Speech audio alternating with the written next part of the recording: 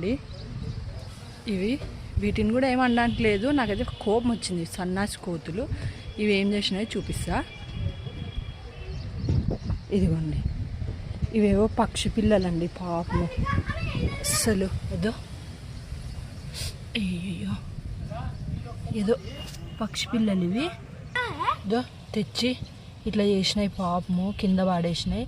ఇవి ఆడబెట్టినదో గూడు, పాపము అస్సలు నాకైతే పాపం అనిపిస్తుంది. దీని తల్లి ఆడెత్తుకుతుందో దీంట్లో కోసం. 3 ఉన్నాయండి పాపము, దీంట్లో 2 ఉన్నాయి, అది కనిపిస్తున్నాయి. ఇవి ఆడబెట్టాలి కూడా పాపం కదా. ఇప్పుడు వీటిని సేఫ్గా ఆడబెట్టాలో ఎతికి మా వాడు పైన పెడతానన్నాడు.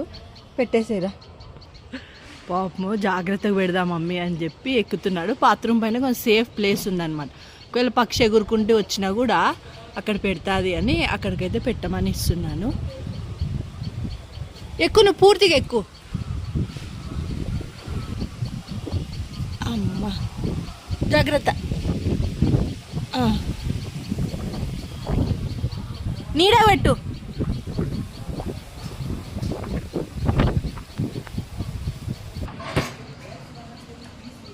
ఇదంతా అన్ఎక్స్పెక్టెడ్గా జరిగింది. నేను పిల్లలకి స్నానం చేపిస్తున్నా కదా, చేపించిన అంటే దూదామని బయట కూర్చున్నాను. బయట కూర్చుంటే చూసిన పాపం. ప్రస్తుతానికి అయితే సేఫ్గా పెట్టినాము.